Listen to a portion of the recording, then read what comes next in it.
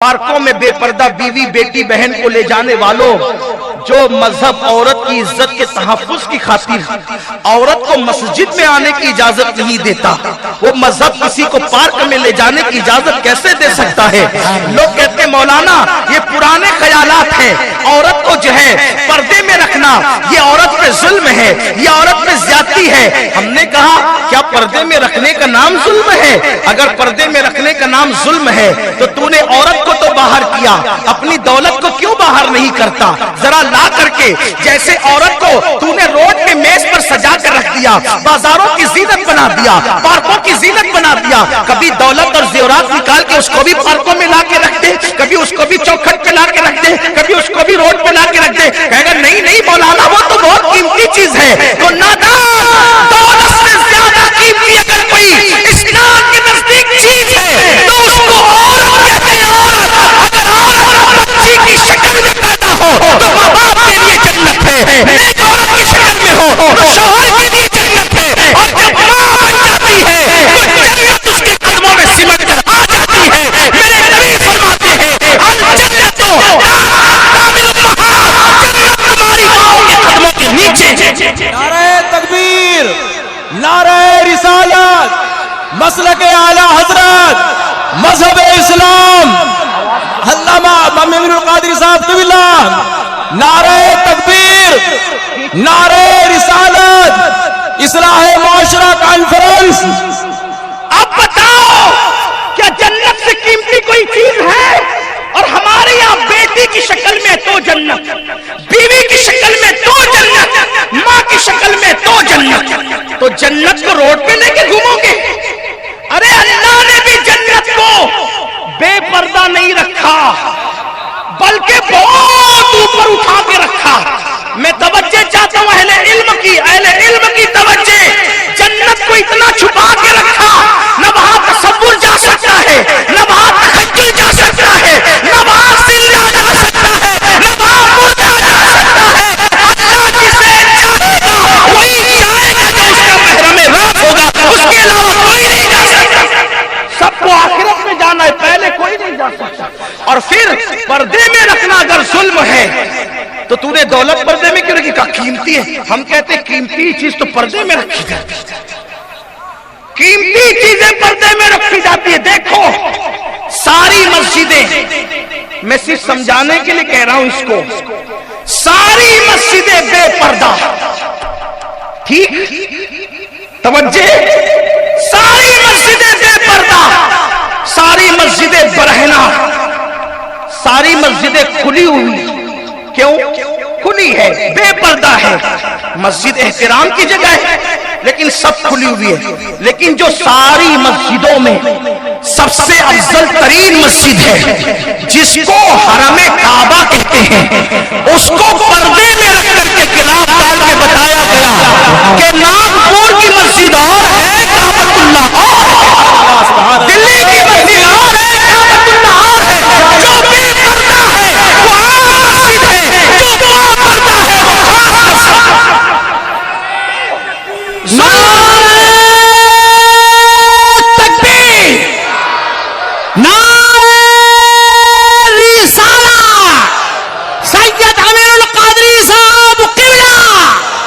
सुभान अल्लाह, सुभान अल्लाह। बहुत कुछ लोग इधर उधर बैठ करके कूदते थे, ये औरतों को पर्दे में रख के रखे, इनको स्टॉप लगा दिया। इनको देखकर ऐसा लगता है कि जैसे कचरे का डब्बा है, जैसे कचरे का। कहा तो सारी औरतों को बेपर्दा करने चले थे, कुदरत ने कहा पर्दे के दुश्मनों अब हम मर्दों को भी पर्दे में कर देंगे। कुदरत को चैलेंज करने चले हो, लगा करके फिरो मुंह पर, मुंह छुपाए छुपाए फिरो। मुंह कौन छुपाता है? या तो कीमती छुपाता है या तो मुजरिम छुपाता है। कीमती तो हो नहीं तो हो क्या तुम? कीमती का मुंह तो कुदरत ने छुपाया, तो तुम कीमती तो हो नहीं, तो तुम कौन हो?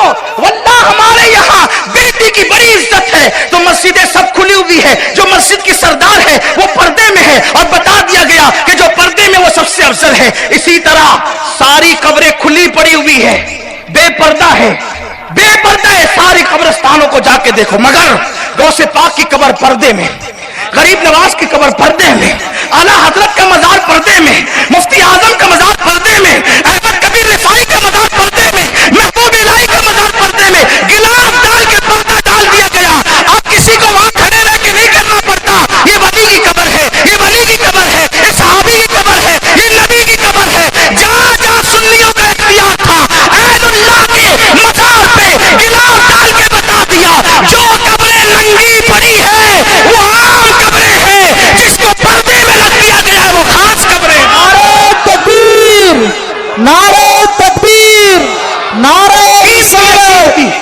اسی لیے ہم قبروں کو دیکھ کر فاتحہ پڑھتے ہیں. جس قبر پہ غلاف ہے شرابی کی نہیں ہوگی, جواری کی نہیں ہوگی, نہیں ہوگی کسی پاپی کی, کیونکہ اس پہ غلاف ہے, پردے میں ہے.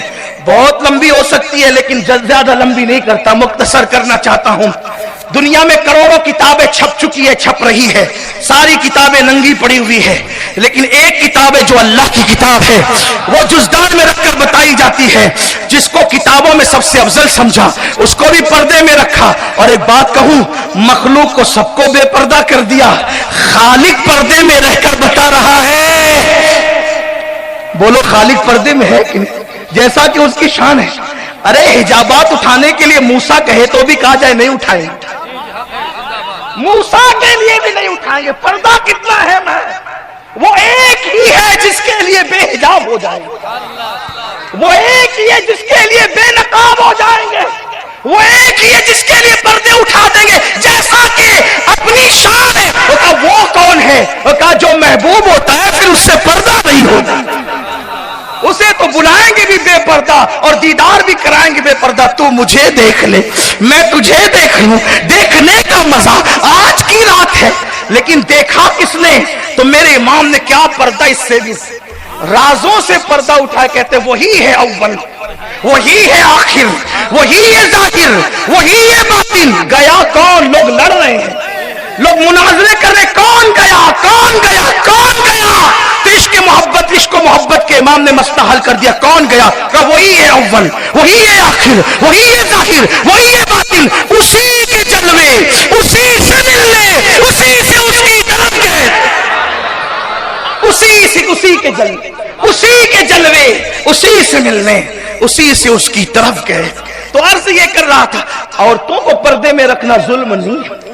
اگر ظلم ہوتا تو مخلوق بے پردہ, خالق کو اپنی شان کے مطابق خالق نے اپنے آپ کو پردے میں کیا, جیسے کہ اس کی یہ ظلم نہیں ہے, یہ قیمتی بتانے کے لیے.